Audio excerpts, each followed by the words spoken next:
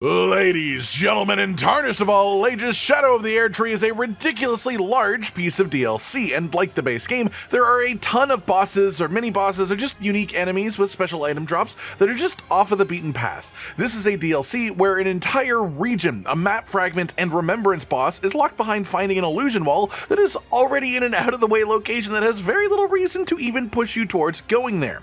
So today we're going to talk about one last collection of missable but important encounters in the DLC, ranging from an easily missed remembrance boss to NPC encounters with unique drops that people often miss, to even just more unique enemies that drop particularly unique items. We'll go in game progression order, so the earlier in the video, the easier it is to get to from the start of the DLC, and then in each section I will tell you where to go for the encounter first, before actually revealing what it is that you're fighting there and the reward that you get for doing it. Without further ado, first up is in the Cerulean Coast region.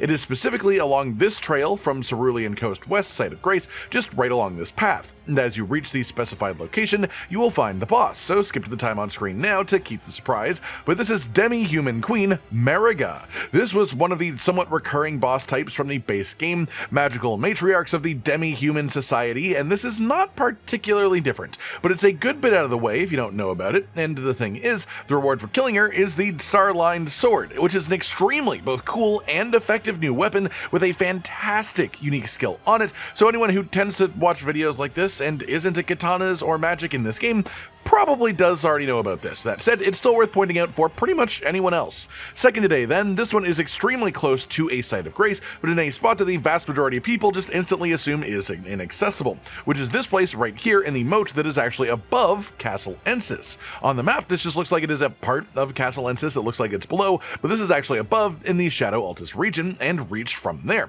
On top of that, while it is shown as water on the map, it is super shallow, walkable water, which means it might as well just be an extra slice of land, and our next mini-boss is right in here. Skip to the time on screen if you don't want to see it, otherwise this is a Troll Knight apparition, the sort of ghostly Troll Knight warrior variants without heads. He has one hell of a chunky health bar, he is meant to be a mini-boss, and the reward that you get for killing him is 9 Smithing Stone 8s, which, while might be a bit mundane on the surface, is essentially just a massive pile of runes worth of upgrading, but also the area he is guarding has a few special things of its own that I'll let you find for yourself. Third up is again in the Shadow Altus region, this time from the High Road Cross Site of Grace. You just want to go northeast, first by heading towards the Messmer soldier camp to the north, then by taking a right turn just before the first tents. This will bring you towards a little lake, and just south of the lake is our boss, another one that is easy to explain the location of, though definitely one that I've heard people say they haven't found. Skip to the time on screen to save it for yourself when you get there, otherwise this one is Relva the Great Red Bear, one of 2 Great Red Bear bosses. This fight is very much similar to the other Red Bear. If you need any tips for fighting them at all, nearly all of their attacks are either dodgeable by being just too close to them so they can't hit you, as you can stand under their crotch basically, or the rest of them are pretty much just jumpable. There are very few parts of the moveset that you can't either jump or just positionally avoid without even needing to roll, so that actually makes them a lot easier if you know that. That said, the reward from this one is one of my aesthetically favorite pieces of armor in the entire game now, the Pelt of Relva, which is just a goddamn Great Red Bear pelt that you can wear as a helmet. Yes, it does also boost bear communion incantations, but sadly that doesn't do a whole lot. It still looks great, though, at the very least. Fourth and fifth then will both be easily missable NPC invasion encounters that result in pretty unique equipment rewards. First of the two then, hard to really avoid spoilers on this one, so I'll just be very clear about it. This is an invasion between Letta and Hornset. You initiate this specifically before fighting Messmer in the Shadow Keep by exhausting Hornset's dialogue at the High Road Cross Site of Grace, then also talking to Letta and exhausting her dialogue. She will eventually ask you who she should choose as a target only once you've gotten the Great Rune is Broken message, and whether you select Hornsent or make no suggestion or select Tolier, she will eventually go for Hornsent. Sit at the Grace to reset the area, Hornsent will be gone once you've exhausted his dialogue of course, talk to Letta and you'll have initiated the correct game state. From here it is closest to the storehouse first floor, Site of Grace, immediately back down the main elevator that you took to get up here, past the Fire Knight, and then at the end of the bridge sort of thing, you'll just see 2 summon signs tucked in on your left. Red to assist Letta, yellow to assist Hornsent. Assisting Letta results in you getting all of Hornsent's gear early. You don't actually lose out on anything from his final thing, as well as the Lacerating Cross-Tree Talisman when you next talk to her at the High Road Cross Site of Grace, which boosts the damage of any attack related to dodging, backstepping, crouching, or sprinting, and has some pretty interesting uses for sure as a result. If instead you help Hornsent though, you will get the Swift Slash Backhand Blade exclusive Ash of War. You can't get this any other way, and this is fantastic, but only if you want to use that weapon type. You can only choose to get one of these rewards, and your choices here can also lock you out of further things in the progression of the game, so do make sure that you do what really fits best for you. That said, if you help Hornsent here instead of Letta, you are immediately locked out of our next entry, which is another invasion scenario involving Needle Knight Letta, this time between Ansbach and Letta. This one will only exist if you either helped Letta against Hornsent or skipped that encounter by triggering the Messmer fight. If you helped Hornsent, it just won't happen. If you've done either of those things though, and you've done Ansbach's quest up to the point of delivering him the Secret Right Scroll, and we do have a video on this channel for NPC quests if you haven't done that before. After doing that though, if you go back to Needle Knight Letta at the High Road Cross, she will say that Ansbach is her next target, and he will then leave the storehouse. If you go back to the location where he used to be standing in the storehouse first floor, there will now be another pair of summon signs, red for helping Letta, yellow for helping Ansbach. Here you pretty unequivocally want to help Ansbach if you just care about the rewards, as Letta's rewards here simply aren't unique. No matter which one you side with here, you get Ansbach's longbow, a unique longbow with an honestly sort of busted weapon skill right now. It is literally bugged, but as well, you get his full armor set. If you instead help Ansbach, you still get his bow, and he still drops his armor set later on in the DLC, just not right now, but also later on, he will drop his scythe and incantation. So there's just far more value from siding with Ansbach on this one long term, no question about it. Sixth then is the Scorpion River Catacombs. This dungeon is pretty damn far out of the way, not a particularly complex path to get to, but a very long one for many points of actual note as far as the progression path of the game in general. This is just a long, winding side area. That's it. This is the path to get there from the Ancient Ruins base, Site of Grace. It is as simple as following the line I've drawn on the map, nothing really deceptive about it, but once you're actually there, the dungeon is pretty long, so I will show the full path inside. The boss in question here is in fact just the regular boss at the end of the dungeon, so as we get onto the final elevator, that'll be the time to skip ahead if you want no spoilers for it.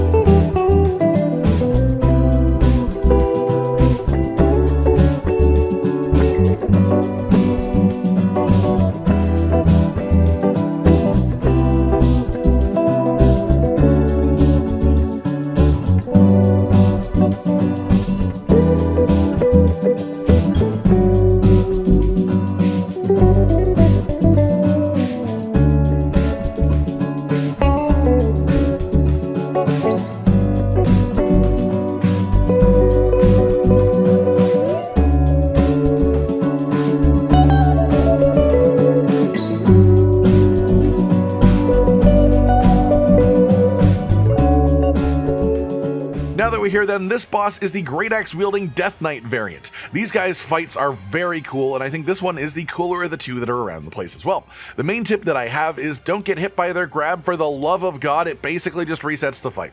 But other than that, it's just standard but enjoyable one-on-one against a nice powerful enemy. The reward for defeating them then is the weapon itself, the Death Knight's long-haft axe. This thing isn't broken or overpowered levels by any means, but it is an extremely respectable weapon and is very solid if you'd like the look of it in general and what it can do. 7th today we have a somewhat mini boss, mostly just a chunky enemy that is unique, at least within the DLC area, that also drops a very special item. This is located right behind the Shadowkeep back gate, Site of Grace. Specifically right in front of this grace is a remembrance boss. If you defeat the remembrance boss that is there, as most people have, what you might not have noticed is that a fog wall opens up in the back. Go out the back exit then, and what you also may not have noticed, even if you've been here, is up the hill to the left a little bit. If you go up this way, you'll come across an Albinauric wolf rider in front of a shack. There are a couple of these enemies in the base game, but this is the only one in the DLC, and it's actually relatively lore important that this enemy is here and what they drop as well, which is going to be Gaius's Greaves, the pants of the remembrance boss just before, which, while being part of his boss armor set technically, is not acquired the normal way of boss armor because, well, he isn't actually wearing them in the boss fight, as Gaius is basically attached to his boar the same way that the Albinauric archers cannot move without their wolves. 8th of them, we are starting to head down our main special path today, so I'll make this as simple as I can really. From the Shadowkeep storehouse, first floor, Site of Grace, head down the main elevator. At the bottom, you want to run past a Fire Knight and take a left at the sort of intersection area. From here, on the left, there is a ladder that you can then slide down, and at the bottom of the ladder, there is a very thin slice of cobblestone that you can walk along. There is a bit of running water falling onto it, but you can slip under the running water here to find another doorway with another ladder inside of it, and then at the bottom of this ladder is a somewhat secret room. There is one of the painting puzzles in here, but there is also an illusion wall in the room as well. Once you've opened the illusion wall, and once it's broken, you can actually follow this to lead to a coffin that you can hop into and interact with to access the castle watering hole Site of Grace. South of this then is where you will find our next boss, which is in the Eastern Nameless Mausoleum. This one is relatively well known, but they are essentially along the way of our path anyways, so I thought they were worth bringing up. From the Recluse River Site of Grace, head down the gravestones immediately beside you, just a singular level, not both levels, and then if you travel along the cliff line without dropping further, you should see the mausoleum right in front of you. Skip ahead if you don't want to see what the boss is inside, otherwise this is Rakshasa, the demon. This can be a surprisingly rough fight as they do just a ton of damage and have pretty insane poise as well that makes them really hard to knock out of any of their attacks, so just take your time, find your openings, and you'll be fine. The actual reward for this one is their entire armor set, which is technically speaking one of the best in the whole game, giving you pure damage increases per piece equipped, and also their weapon, which is pretty cool in its own right too. 9th, then continuing south along this descending river path, you want to go down some more gravestones, then curve around like this on your map to find more descending gravestones. This will eventually lead you around to the entrance here of the Dark Light Catacombs. The boss for this entry is again the boss at the end of the catacombs, but it's not what you may expect based on the other catacombs in the DLC, so I'll let the whole path play out here so you can see the whole way, but once again, as we wind up on the final elevator, that is your time to skip to the next entry if you'll want to.